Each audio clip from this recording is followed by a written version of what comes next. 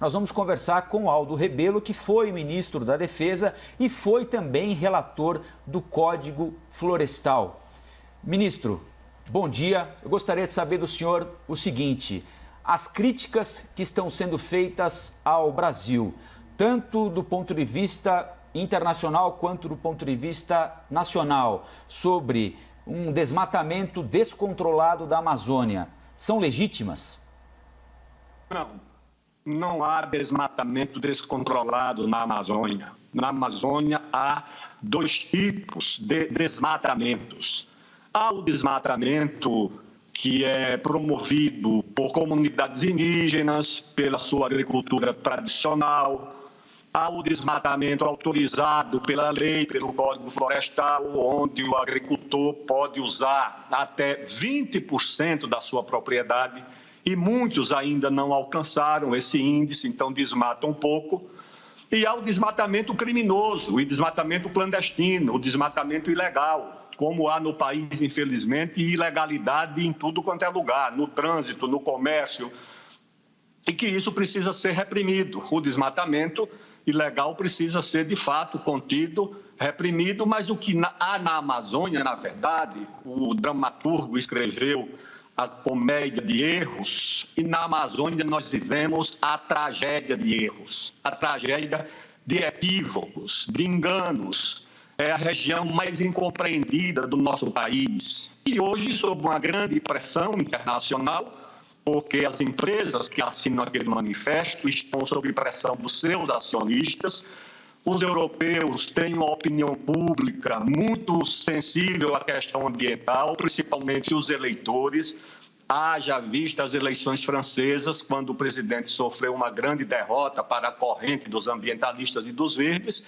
E esses líderes políticos, na França, na Alemanha, falam para os seus eleitores, não estão muito preocupados com o Brasil, não. Agora exercem indiretamente uma grande pressão sobre o Brasil e principalmente sobre a área mais protegida e mais preservada do mundo. Não há em nenhuma área do planeta um hectare, 1 metro quadrado mais protegido do que o Brasil tem na Amazônia. Nenhum país europeu, nem asiático, nem na América do Norte há tanta proteção para florestas, para áreas verdes, para rios, como nós temos na Amazônia. E qual é a tragédia? Parece que o Brasil tem naquela região a maior ameaça ao meio ambiente do mundo, o que evidentemente não é verdade. Ministro, Elizavec falando com o senhor agora, bom dia. Essa pressão que a gente tem visto dos investidores, ela pode de alguma maneira provocar uma mudança significativa no problema das queimadas nessa região? As queimadas, Elizabeth, obedecem a uma série de fatores. O primeiro deles é a chamada queimada sazonal, são os incêndios sazonais. E os mais graves nem são na Amazônia, são nos Estados Unidos. A Califórnia chega a queimar quase inteira, com mortes, como aconteceu em Portugal, na África, na Rússia, na Europa inteira. Ou seja, essas queimadas obedecem a ciclos sazonais. E na Amazônia elas acontecem nesse governo, aconteceram algumas até mais graves nos governos do presidente Lula, tá certo? Quando os ambientalistas tinham grande influência no Ministério do Meio Ambiente, elas aconteceram, não só no Brasil, aconteceram no mundo.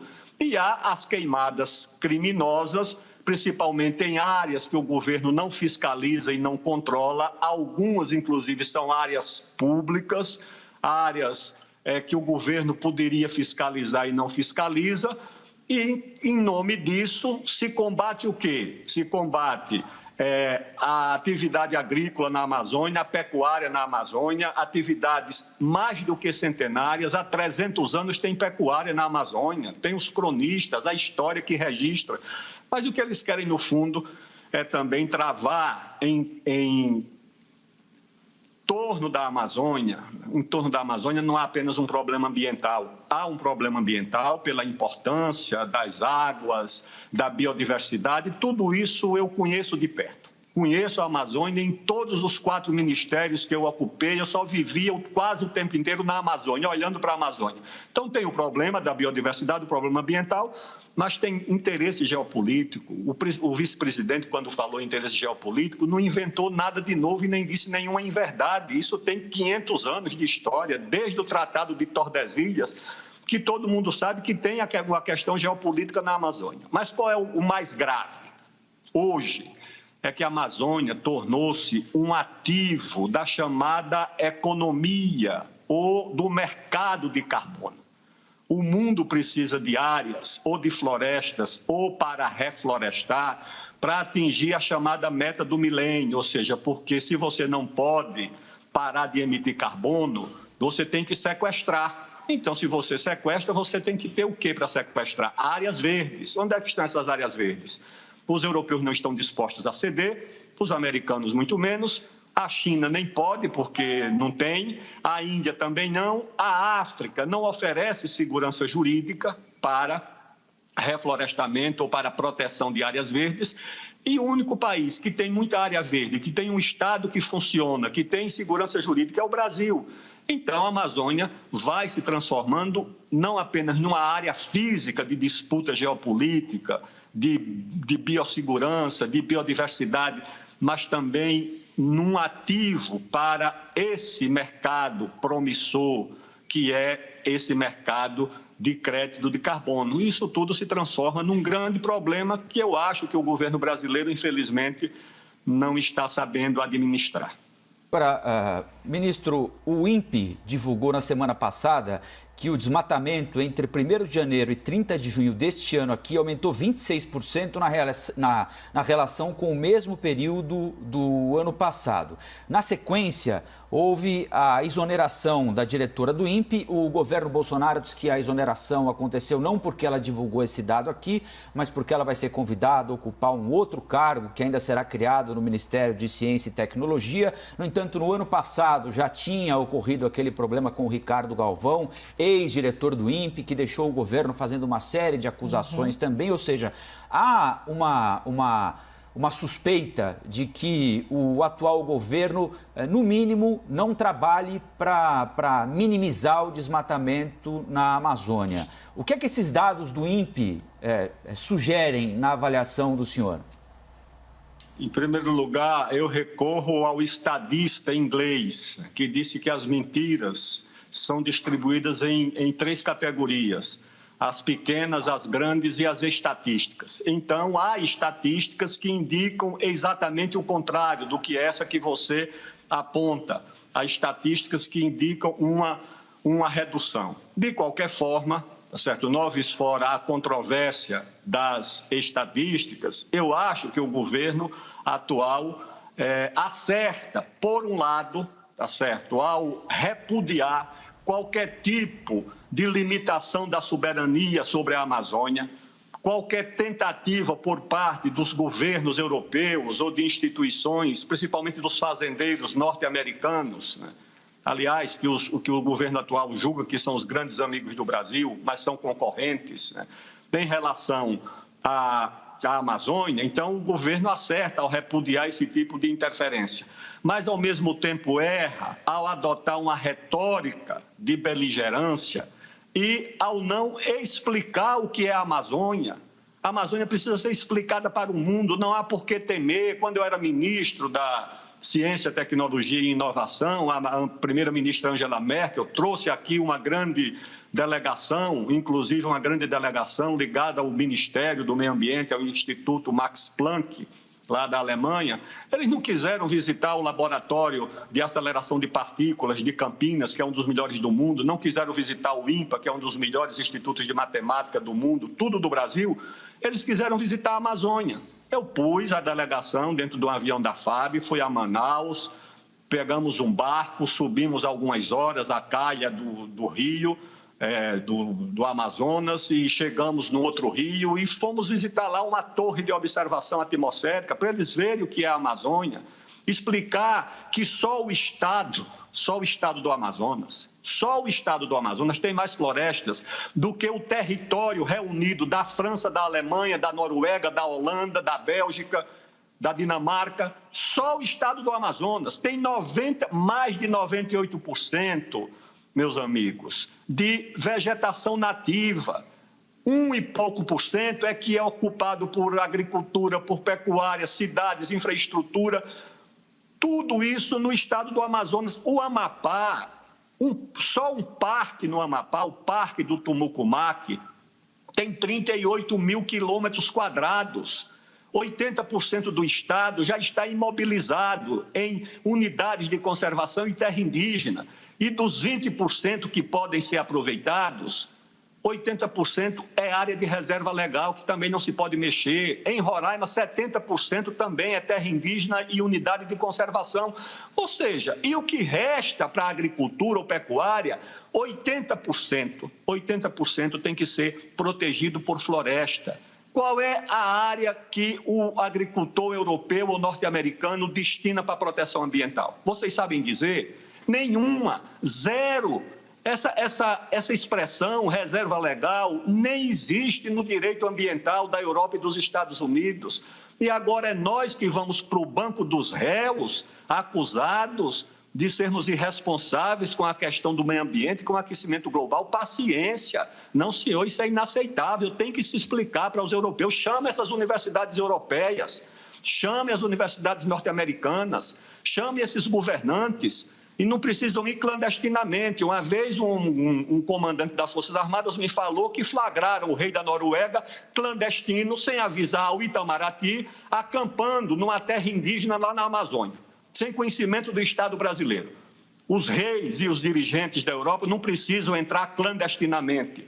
O governo brasileiro tem a obrigação de levá-los para conhecer e para ver como nós temos a maior área de florestas protegida em todo o mundo. Tem problema? Tem atividade ilegal? Tem. Agora eu pergunto, por que é que não querem a regularização fundiária?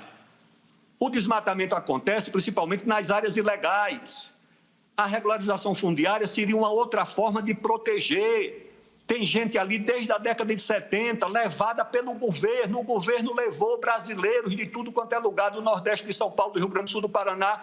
Venham para a Amazônia, que é uma terra sem homens para os homens sem terra. Venham para a Amazônia, integrar para não entregar. Venham para a Amazônia. Esses brasileiros foram. Muitos morreram de malária, muitos perderam entes queridos, muitos tiveram que sobreviver lá, colocando água, luz nas suas propriedades, nas suas vilas, fazendo as estradas.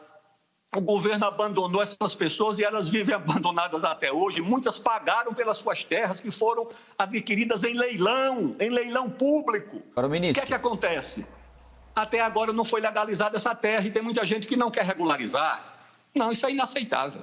Ontem, o vice-presidente Hamilton Mourão, que deve falar daqui a pouquinho de novo e a gente está acompanhando, já vamos transmitir assim que começar, ele usou uma expressão como se o Brasil estivesse num ringue, numa luta, e ele admitiu que o Brasil foi colocado no corner, que é quando o adversário avança sobre o outro e o leva para o canto do ringue ali, né? Como é que o Brasil pode sair do ringue nessa disputa que o senhor entende ser muito mais uma disputa retórica do que concreta?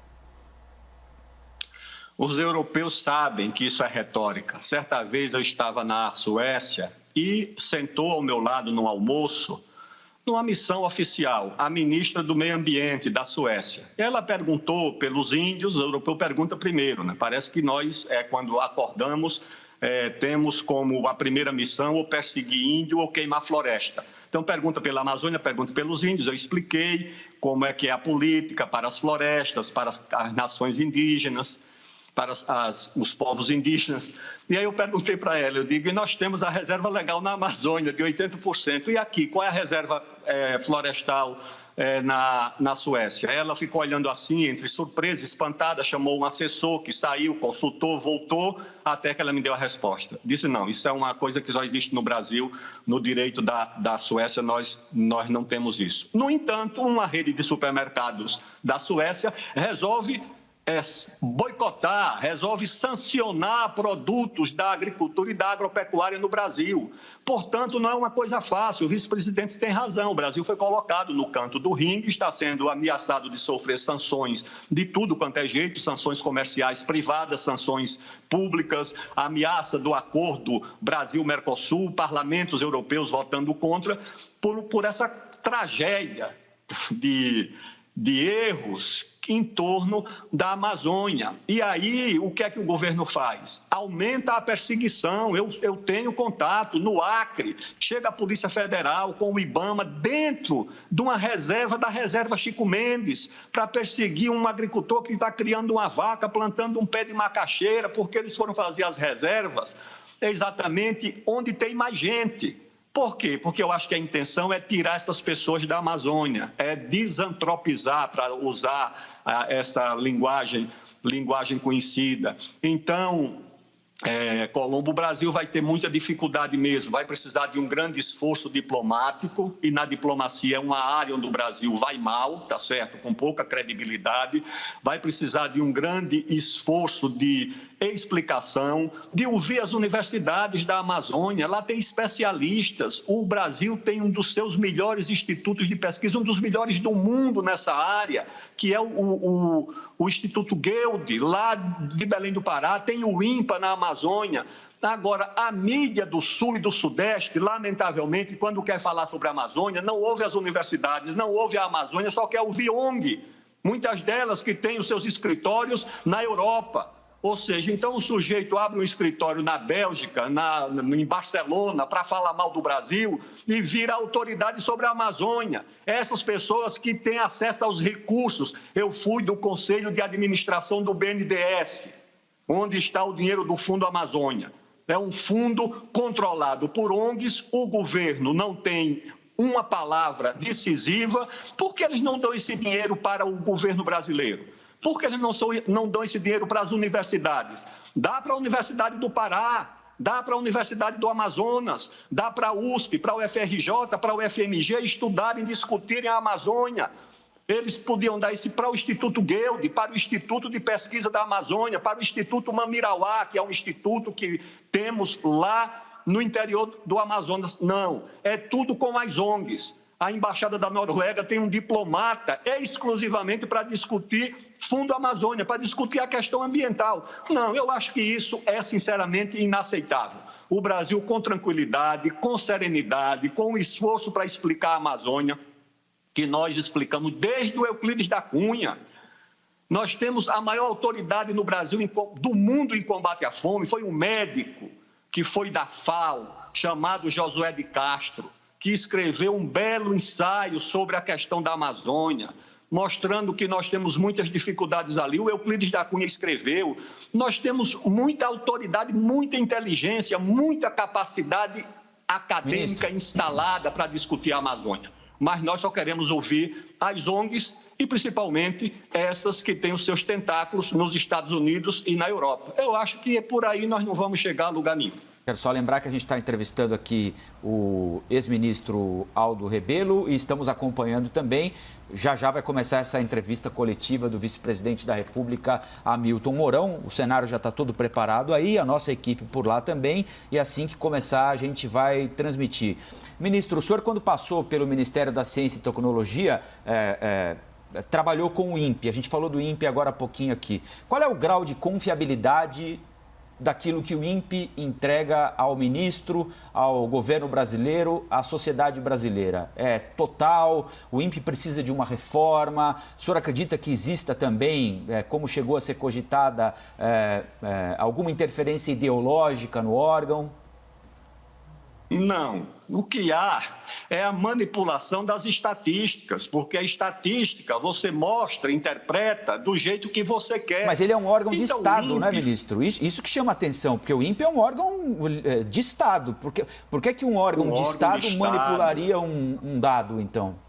Não, o INPE não manipula, o INPE apura e divulga. Agora, quando você vai fazer a leitura, Colombo, é que você precisa separar as coisas. O que é o incêndio e o que é a queimada? O que é aquilo que é criminoso? Ou seja, alguém toca fogo por alguma razão. Alguém toca fogo porque o índio tem uma técnica agrícola antiga que é chamada da coivara, que é queimar o local para poder praticar agricultura. Ele não dispõe de outro meio. Se ele quiser limpar a terra, ele tem que queimar. Ele não tem equipamento e, aliás, as ONGs são contra que os índios adquiram esses equipamentos porque seria uma aculturação indevida. Algumas não querem nem que eles aprendam português, essa que é a verdade.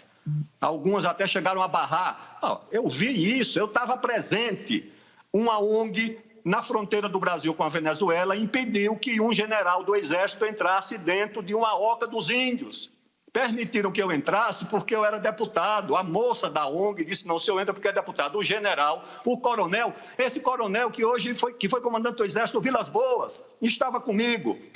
A mocinha disse, não, senhor, o general e o coronel não podem entrar, o senhor pode.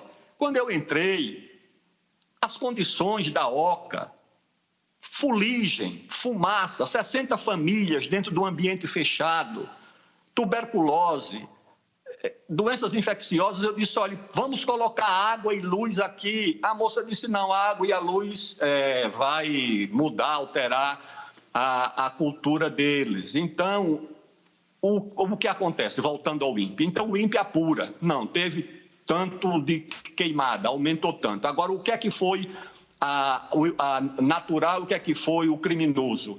O que é que foi o legal e o ilegal? O que é aquilo que é permitido? Porque se o sujeito tem 10 mil hectares, ele pode usar 2 mil, só usou 1.000, ele vai, naturalmente, derrubar uma mata para usar mais um outro pedaço. Então, eu acho que as estatísticas precisam ser submetidas a uma apreciação. Eu achava estranho que quem primeiro tomava conhecimento no Ministério do Meio Ambiente, em outros períodos, as ONGs sabiam primeiro porque isso vai para o Ministério do Meio Ambiente. O depositário dessas informações é o Ministério do Meio Ambiente. Eu lembro de enfrentamentos entre o Ministério da Ciência e Tecnologia no tempo do Eduardo Campos, do falecido ministro Eduardo Campos, que era meu amigo, que foi ministro da Ciência e Tecnologia, dos embates que ele tinha com o Ministério do Meio Ambiente na época, por conta da manipulação das informações produzidas sobre essa questão da Amazônia, porque precisa se criar um pânico. Uma ONG, ela precisa vender uma ameaça. Ela diz, olha, tem uma ameaça, sem ameaça não tem dinheiro. Então, eles vão dizendo, olha, se não chegar hoje, amanhã, essa Amazônia se acaba. E isso é vendido para efeitos de se conseguir recursos. Ex-ministro da Defesa, Ciência e Tecnologia, relator do Código Florestal, deputado Aldo Rebelo, muito obrigado pela entrevista aqui para a CNN e até uma próxima, hein? Um abraço e até breve.